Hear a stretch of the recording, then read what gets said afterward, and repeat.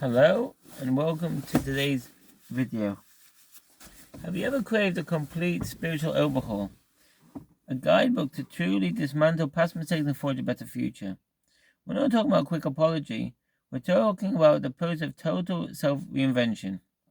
Today we're unlocking one of the most profound and practical texts in Jewish ethics, Sharei Teshuvah, which translates as The Gates of Repentance. Written in the 13th century, this book offers a detailed, step-by-step roadmap for anyone seeking genuine, lasting personal change.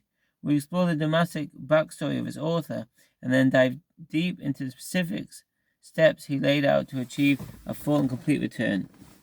To understand the book, you must first understand the man. The author is Rabbi Jonah ben Abraham Gerondi, or Rabbeinu Yonah, a colossal figure in 13th century Spain. In his early life, Rabbeinu Yonah was driven and passionate, but tragically flawed.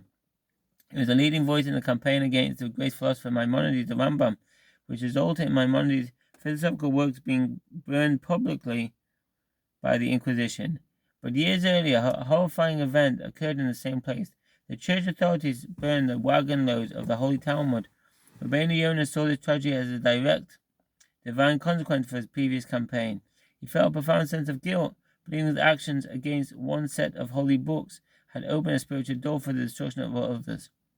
This realization prompted a public and monumental act of teshuvah. Rabbeinu Yonah publicly confessed his error, taking a vow to travel all the way to Maimonides' grave in the land of Israel to beg for forgiveness. Though he died while on this journey, the rest of his life and his masterpiece, Sharei Teshuvah, became a living testament to his complete spiritual reversal. This book is, in a sense, his own great repentance. Rabbi Yonah organized his teaching into 3 gates. Gate 1 establishes the theological framework for repentance. He begins by emphasizing that Teshuvah is a divine gift. God, in his compassion, provided us with this escape route, this chance to correct our path and avert punishment. This is not just a heavy burden, it's a generous opportunity. His first practical lesson is a sharp warning: do not delay. Rabbeinu Yonah teaches that the punishment for sin doesn't just sit there, it actually grows heavier every day that you know you have a way out, repentance, but choose to ignore it.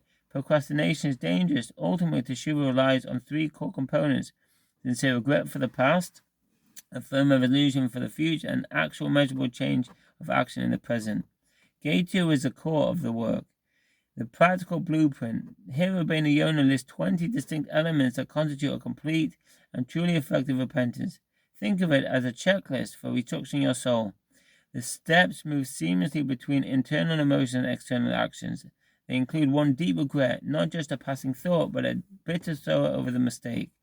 2, forsaking the sin, immediate cessation of the transgression. 3, sorrow and crying, allowing for the physical expression of inner anguish. 4, accepting affliction, recognizing and accepting any suffering as a means of atonement. 5, worry and fear, maintaining a healthy anxiety about future temptation. 6, shame, busha, the profound feeling of embarrassment before God, which serves as a powerful shield against repeating the sin. 7, verbal confession, vidoi, you must articulate the sin to God. This step validates the inner resolution. 8, repairing the deed, actually replacing the bad action with a good one. For example, if you sin with your words, dedicating yourself to acts of kindness can mean chasadim with your words. And 9, seeking reconciliation, making peace with those you wronged. 10, teaching others, the highest level of teshuvah, guiding others away from the path you once followed. Rabbeinu Yonah asserts that the most complete test of repentance is when you find yourself in this exact same setting, facing the exact same temptations before, yet you now have the power to refrain. That self-control is the true mark of spiritual victory.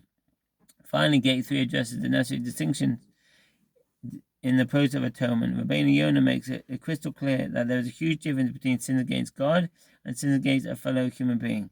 For sins committed against another person, be it theft, damage, or even slander, teshuvah to God is insufficient.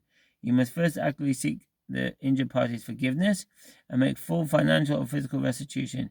If you haven't healed the wound you inflicted on your neighbor, the gates of repentance to God remain closed.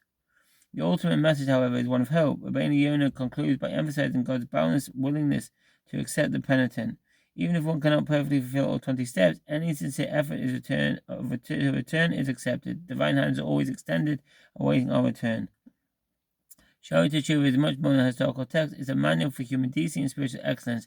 It teaches us that anyone at any time can embark on this journey of renewal. Thank you for listening and wish you all the best. Bye.